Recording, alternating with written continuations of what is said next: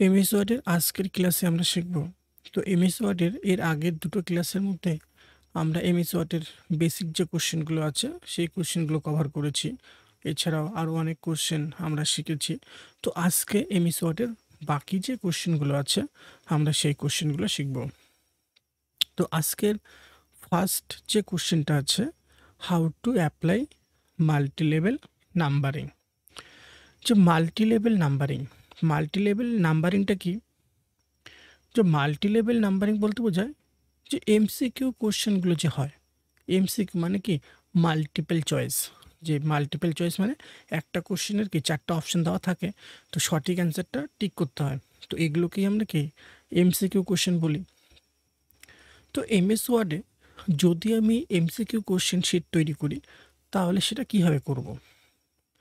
যে আমরা চাইলে সরাসরি নাম্বার ব্যবহার করে করতে পারি। এখন যদি আমরা ম্যানুয়ালি নাম্বারগুলো ব্যবহার করি তাহলে কীভাবে করতে হবে? আগে আমাকে 1 লিখতে হবে, তারপর কোশ্চেন লিখতে হবে, তারপর অপশন তৈরি করার সময় এ নিতে হবে নাম্বারিং, কোশ্চেন অ্যান্সার দিতে হবে, বি অ্যান্সার দিতে হবে, সি নিয়ে অ্যান্সার দিতে হবে, ডি নিয়ে অ্যান্সার দিতে হবে। তারপর 2 নাম্বার কোশ্চেন লেখার জন্য নাম্বারিং 2 নিতে হবে, আবার অপশন নিতে হবে ABCD। তো ম্যানুয়ালি করতে গেলে এগুলোকে আমাদেরকে ম্যানুয়ালি নিতে হবে নাম্বারিংগুলো। কিন্তু আমরা যদি এমএস ওয়ার্ডে মাল্টিলেভেল লিস্টটাকে অ্যাক্টিভ করে নিয়ে এই কোশ্চেনগুলো তৈরি করি তাহলে আমাদেরকে নাম্বারিংগুলো নিতে হবে না। আমরা শুধু কোশ্চেনটা লিখে যাব আর অপশনগুলো লিখে যাব। নাম্বারিং যেগুলো আছে অটোমেটিক্যালি একটার পর একটা আসতে থাকবে। তো মাল্টিলেভেল লিস্টটাকে আগে অ্যাক্টিভ করতে হবে। মাল্টিলেভেল লিস্ট অ্যাক্টিভ করতে গেলে আসতে হবে হোম। এখান থেকে এই হচ্ছে প্যারাগ্রাফ গ্রুপ। এই প্যারাগ্রাফ গ্রুপের মধ্যে এটা হচ্ছে মাল্টিলেভেল লিস্ট বাটন। এই মাল্টিলেভেল লিস্ট বাটনটার মধ্যে ক্লিক করতে হবে। তারপর আমাদের সামনে এই অপশনগুলো শো হবে। তো এখান থেকে প্রথম যে স্টাইলটা আছে এটা হচ্ছে মাল্টিলেভেল লিস্ট। তো এখানে নাম্বারিংটা তৈরি হবে 1 আর অপশনগুলো আসবে ABCD। সেকেন্ড যেটা আছে এটা আমরা আগে স্কুলের মধ্যে এক্সাম দিয়েছি। নাম্বারিংটা কীরকম টাইপের হতো? যে 1-এর 1 নাম্বার কোশ্চেন, 1-এর 2 নাম্বার কোশ্চেন, 2-এর 1 নাম্বার কোশ্চেন, 2-এর 2 নাম্বার কোশ্চেন, এইরকম টাইপের কিছু কোশ্চেন আসবে, মানে নাম্বার তৈরি হবে। তো এখান থেকে আমাকে এই স্টাইলটাই নিতে হবে। তো কোথায় আসলাম? হোম। এখান থেকে এই যে এটা হচ্ছে মাল্টিলেভেল লিস্ট বাটন। এটা হচ্ছে বুলেট স্টাইল। এখানে কিছু সিম্বল আসবে। এটা নাম্বারিং 1 2 3 রোমান অক্ষরে ABCD কিছু নাম্বার আসবে। আর পাশেরটা হচ্ছে মাল্টিলেভেল লিস্ট। এর মধ্যে ক্লিক করে প্রথম যে স্টাইলটা আছে এটাকে নিয়ে নেব। এখানে নাম্বারটা চলে আসলো 1। এখন এখানে আমাকে একটা কোশ্চেন টাইপ করতে হবে। তো একটা কোশ্চেন টাইপ করব এখানে।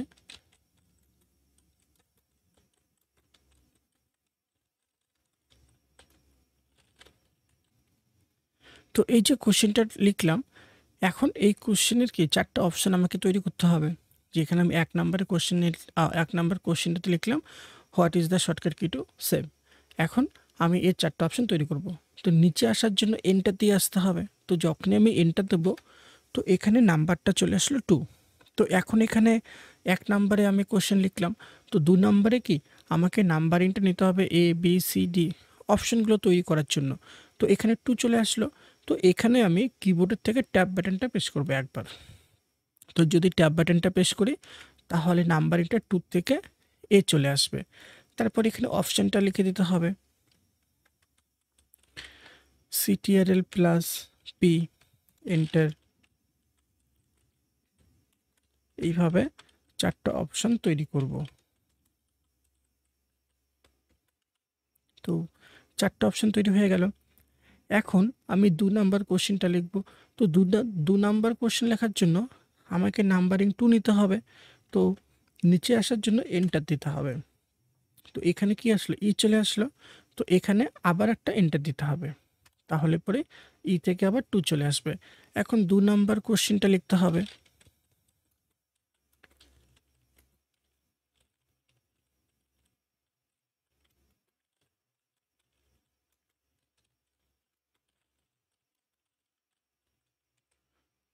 লিখলাম 2 নাম্বার কোশ্চেন। এখন 4টা অপশন তৈরি করব। এন্টার দিয়ে নিচে আসতে হবে। নাম্বারটা চেঞ্জ করার জন্য আবার ট্যাব প্রেস করতে হবে, তাহলে 3 থেকে আবার এ চলে আসবে। তারপর অপশনগুলো লিখতে হবে CTRL plus O, CTRL plus D, CTRL plus L, CTRL plus C. আবার এন্টার, আবার ই চলে আসলো, আবার এন্টার, আবার ই থেকে 3 চলে আসলো, আবার 3 নাম্বার কোশ্চেনটা লিখতে হবে এইভাবে। তো এইভাবে যদি আমরা মাল্টি লেভেল লিস্টকে অ্যাক্টিভ করে তৈরি করি, তাহলে কি আমি শুধু কোশ্চেনটা লিখব আর অপশনগুলো লিখব। তো নাম্বারিংটা কি একটার পর একটা অটোমেটিক্যালি চলে আসছে, মানে নাম্বারটা আমাকে আর নিতে হচ্ছে না। তো আবার যদি এখানে এন্টার দিই, তাহলে আবার নাম্বারিংটা মুছে যাবে।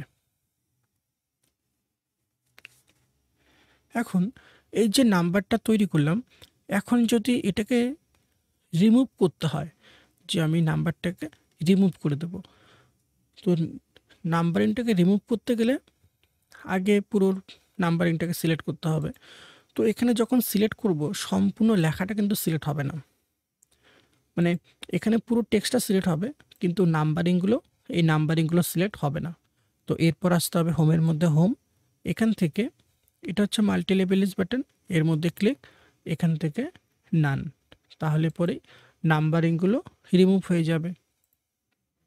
আর পেজের মধ্যে লেখাগুলো মোছার জন্য কিবোর্ডের থেকে ডিলিট কিটা প্রেস করতে হবে, তাহলেই লেখাগুলো মুছে যাবে। এখন পরের কোশ্চেনটা হচ্ছে how to insert A watermark. যে ওয়াটারমার্ক বলতে কি বোঝায়, যে ওয়াটারমার্ক বলতে বোঝায় জলছাপ।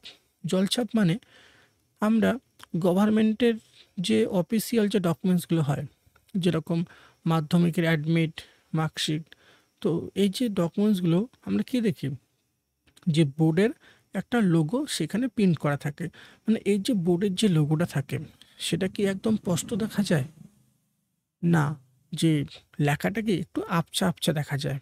তো এগুলো হচ্ছে কি ওয়াটারমার্ক। ওয়াটারমার্ক হচ্ছে ডকুমেন্টের মধ্যে কি আমরা আমরা আমরা আমাদের অফিসের যে লোগো সেটাকে আমরা ওয়াটারমার্কে ব্যবহার করতে পারি, কোনো নেম লিখে সেটাকে ওয়াটারমার্কে ব্যবহার করতে পারি। তো ওয়াটারমার্ক ইনসার্ট করতে গেলে আগে এখানে একটা ডকুমেন্টস তৈরি করতে হবে। তো এখানে কোনো ডকুমেন্টস তৈরি না করে ইকুয়াল র্যান লিখে প্যারাগ্রাফটা নিয়ে নিলাম, এটাই আমার ডকুমেন্টস। আমি এখন এই ডকুমেন্টসটার মধ্যে একটা ওয়াটারমার্ক সেট করব। ওয়াটারমার্ক সেট করতে গেলে আসতে হবে ডিজাইনে আগে।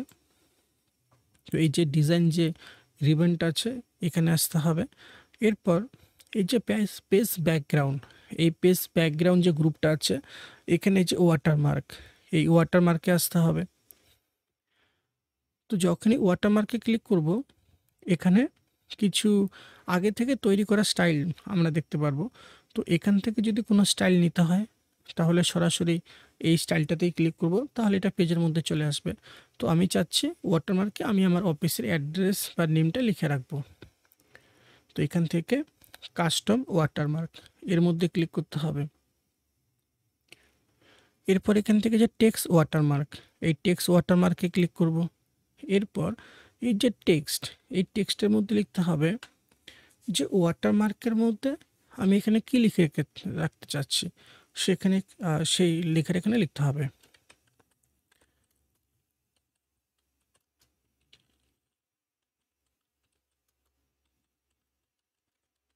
লিখলাম, লেখার পর যে আমি এই লেখাটা ওয়াটারমার্কে সেট করব, বা আমি চাইলে এখানে অন্য কিছু লিখতে পারি। এরপর ফন্ট, এই ফন্টের মধ্যে আমাদেরকে লেখার স্টাইলটা সিলেক্ট করতে হবে। লেখার স্টাইল কীরকম হবে, এখানে প্রচুর স্টাইল আছে, একটা নিলেই হবে। তো একটা স্টাইল নিয়ে নিলাম। তারপর এখান থেকে সাইজ, তো এখান থেকে লেখার সাইজটাকে সিলেক্ট করতে হবে। তো সাইজটা এখানে অটো রেখে দিলাম। যে অটো রাখলে পরে সুবিধা কি, যে লেখাটা যদি বড় হয় তাহলে লেখার সাইজটা ছোট হয়ে পেজের মধ্যে অ্যাডজাস্ট হয়ে যাবে, আর লেখাটা যদি ছোট হয় তাহলে লেখাটা বড় হয়ে পেজের মধ্যে দেখাবে।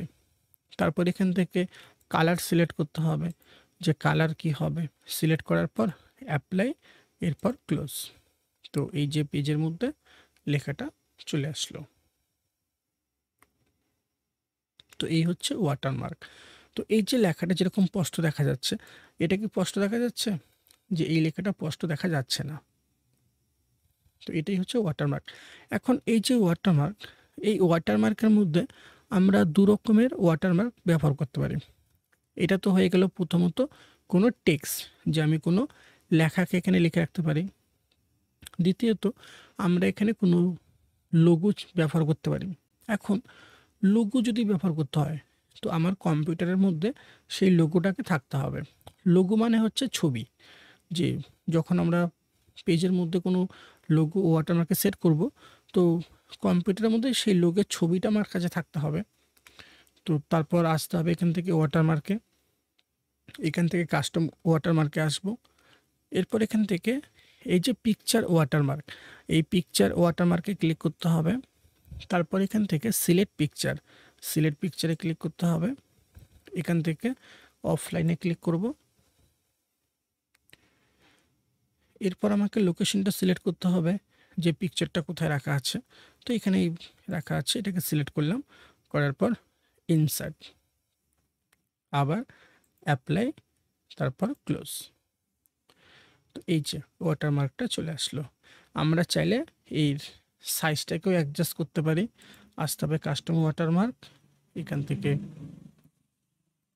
সাইজটাকে সিলেক্ট করতে হবে।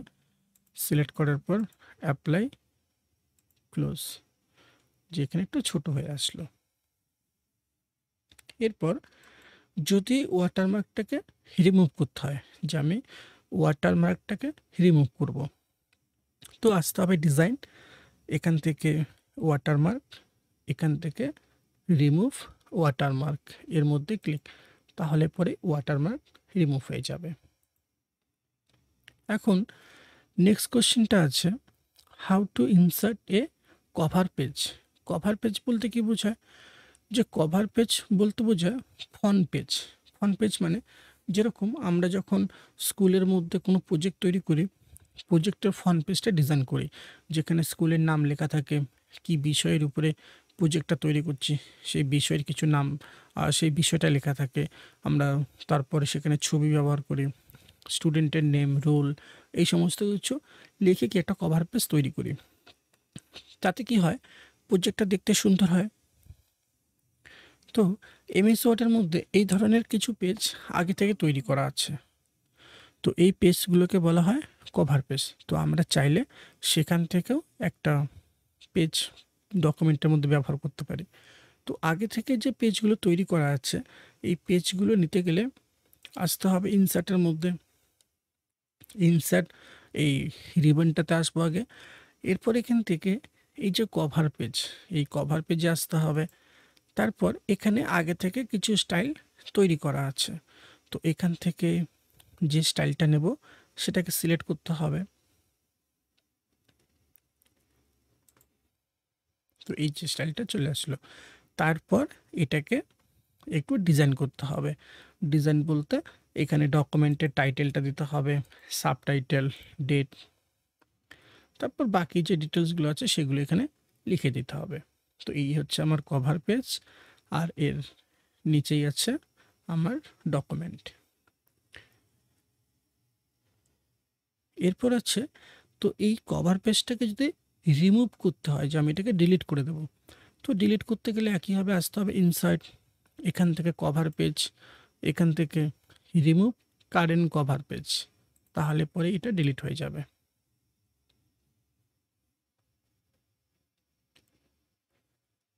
এখন নেক্সট কোশ্চেনটা আছে, how to insert a order.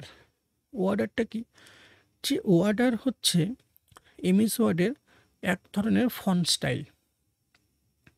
Font style বলতে ডিজাইন, যে ডিজাইনটা ব্যবহার করে আমরা ডকুমেন্টের হেডিং বা শিরোনামটা কি আরও আকর্ষণীয়ভাবে লিখতে পারি এখানে, বা ওয়ার্ডার ব্যবহার করে যে কোনো ডকুমেন্টের হেডিং বা শিরোনামকে আমরা আরও আকর্ষণীয়ভাবে এখানে প্রকাশ করতে পারি।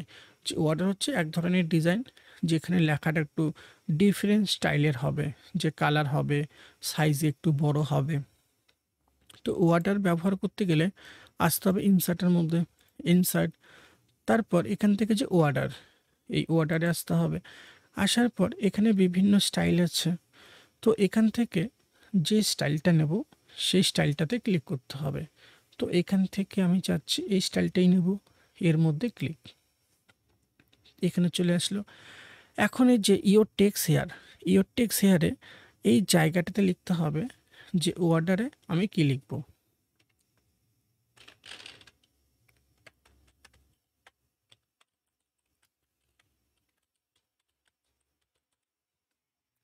লিখলাম, লেখার পর ওকে।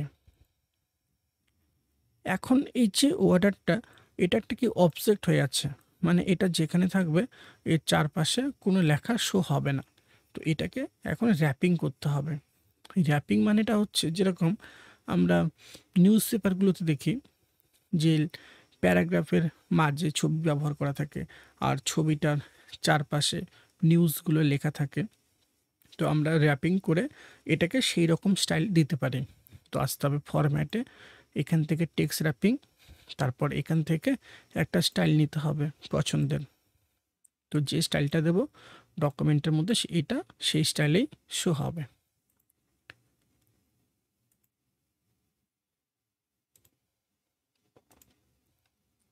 আর র্যাপিং করলে পর আরেকটা সুবিধা হচ্ছে, যেরকম এটাকে আমরা প্যারাগ্রাফের যে কোনো জায়গায় ব্যবহার করতে পারবো, আবার এটাকে সহজেও সরাতেও পারবো যে কোনো জায়গায়। তারপর যেখানে দরকার এইখানে এসে রেখে দিতে হবে এইভাবে। তো এই হচ্ছে অর্ডার। এখন আমরা চাইলে এর শেপটাকেও চেঞ্জ করতে পারি। নর্মালি এটা এইভাবে আছে, আমি চাচ্ছি এটা একটু বাঁকানো স্টাইল হবে। তো আসতে হবে এই যে শেপ চেঞ্জ, তো তার আগে ফরম্যাটে ক্লিক করতে হবে। তো এই যে ফরম্যাট, এই ফরম্যাটটা কিন্তু সব সময় থাকবে না, কারণ ফরম্যাটটা পার্মানেন্ট ট্যাব না, যে ফরম্যাট হচ্ছে টেম্পোরারি ট্যাব। যে এটা তখনই শো হবে যখন আমরা অর্ডারটাকে সিলেক্ট করব। বাইরে ক্লিক করলে আবার চলে যাবে। এখন অর্ডারটাকে সিলেক্ট করেছি, ফরম্যাটটা চলে আসলো। এখন এই ফরম্যাটটাকে আগে ফরম্যাটে ক্লিক করতে হবে, এরপর এই যে চেঞ্জ শেপ এর মধ্যে ক্লিক করতে হবে। তারপর এখান থেকে যে স্টাইলটা নেব তার মধ্যে ক্লিক, যদি এই স্টাইলটা নেই তাহলে এরকম হবে। তারপর এখানে ক্লিক করে আমরা অ্যাঙ্গেলটাকে আবার বাঁকাতে পারবো এইভাবে।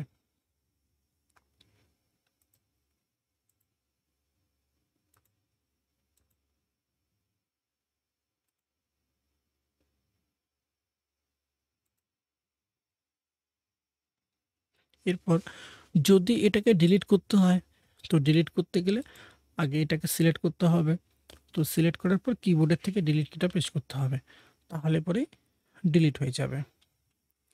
এরপর যদি এটার কালার চেঞ্জ করতে হয়, তো কালার চেঞ্জ করতে গেলে আসতে হবে ফরম্যাট, এরপর এই যে শেপ ফিল, এখান থেকে শেপ ফিলের থেকে আমরা কালার নিতে পারি, অথবা এখান থেকেও আমরা কালার সিলেক্ট করতে পারি, অথবা পিকচার, এই জিনিসগুলো ব্যবহার করতে পারি। তারপর শেপ আউটলাইন, আউটলাইন কালারও আমরা চেঞ্জ করতে পারবো এখান থেকে।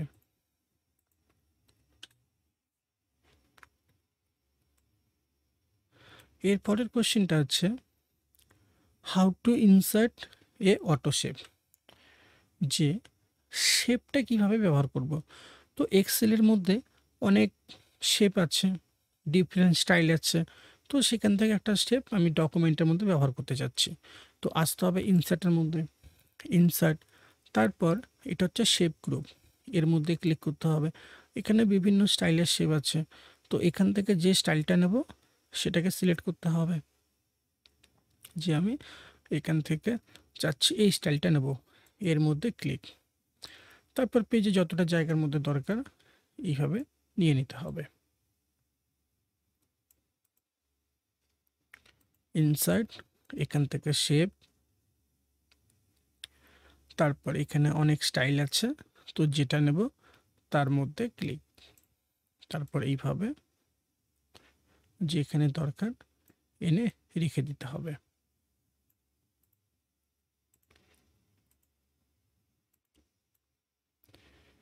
এখন এরপর আছে how to add text in your shape. এখন এই যে শেপটা নিলাম, আমি চাচ্ছি শেপের ভেতরে কিছুটা লিখে রাখবো। তো শেপের ভেতরে যদি কোনো কিছু লিখতে হয় তাহলে আগে সেটাকে সিলেক্ট করতে হবে। করার পর যদি লিখি, সরাসরি লেখা বুঝবে না, যে সরাসরি আমরা শেপের মধ্যে কোনো কিছু লিখতে পারবো না। শেপের মধ্যে যদি কিছু লিখতে হয় তো শেপের উপর আগে রাইট ক্লিক করতে হবে। এরপর এখান থেকে অ্যাড টেক্সট, এই অ্যাড টেক্সটে ক্লিক করতে হবে। কার্যটা সেট হয়ে আছে। এখন এখানে লিখতে হবে যে কী লিখব।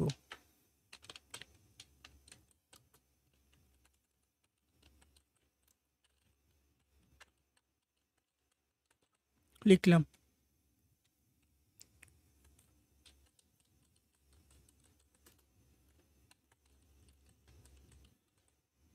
লিখলাম।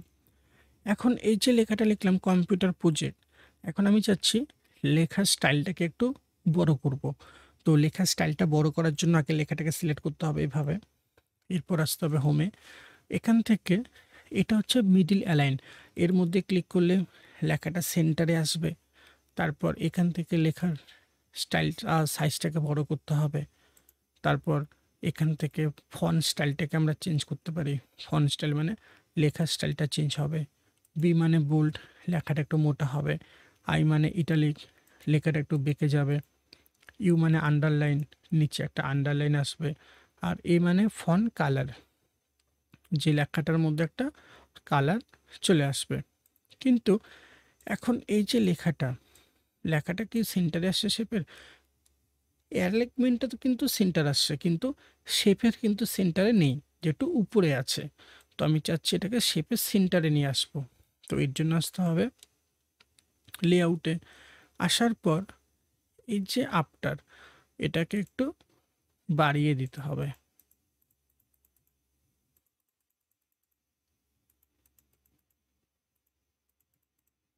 তো এখান থেকে যদি আমি বিফোরটাকে বাড়িয়ে দিই, এই যে বিফোর, তাহলেই এটাকে এইভাবে কি আমি উপরে বা নিচে রেখে দিতে পারবো। তো এইভাবে বাড়িয়ে দেখতে হবে যে কতটা সাইজ নিলে পরে সেন্টারে আসছে। তো সেই হিসাবে আমাকে এখানে নিতে হবে। এরপর আছে যে apply fill colour in a shape, যে এই যে শেপটা নিলাম, এখন এই শেপটাকে কালার করব। শেপটাকে কালার করতে গেলে শেপটাকে সিলেক্ট করতে হবে আগে। এরপর আসতে হবে ফরম্যাট, এখানে বিভিন্ন কালার আছে, এখান থেকে একটা কালার নিয়ে নিতে হবে। এখান থেকে আমরা কালার সরাসরি সিলেক্ট করতে পারি, অথবা শেপ ফিলে আসতে হবে। আসার পর এখান থেকেও আমরা কালার নিতে পারি। তারপর ওকে চলে আসলো। অথবা এগুলোর থেকেও আমরা কালার নিতে পারি এইভাবে। এরপর এই শেপটাকে যদি ডিলিট করতে হয় তাহলে ডিলিট করব কিভাবে? তো ডিলিট করতে গেলে আগে এটাকে সিলেক্ট করতে হবে। সিলেক্ট মানে এর মধ্যে একটা নর্মাল ক্লিক করব। তারপর এখন যখনই নর্মাল ক্লিক করলাম, মাঝখানে কার্সারটা সেট হয়ে গেল। তো যদি কার্সার সেট হয়ে থাকে তাহলে কিন্তু ডিলিট হবে না, তাহলে কি হবে? লেখা মুছে যাবে। তো এর জন্য আমাকে বর্ডারটাতে ক্লিক করতে হবে। কার্সারটা সরে গেল। এখন কিবোর্ডের থেকে ডিলিট কিটা প্রেস করতে হবে, তাহলেই ডিলিট হবে। এটাকেও ডিলিট করে দিলাম, এটাকেও ডিলিট করলাম। তো শেপ নিয়ে আমরা যে কোনো ডকুমেন্টস তৈরি করতে পারি। যেরকম আমরা যখন বায়োডাটা তৈরি করি, বায়োডাটা তৈরি করার সময় এই শেপটা আমরা কি ছবির মধ্যে ব্যবহার করি, যে ছবিটা যে জায়গাটার মধ্যে আসবে এইভাবে নিয়ে রেখে দিলাম, যেটা ছবির জন্য একটা জায়গা তৈরি হয়ে গেল।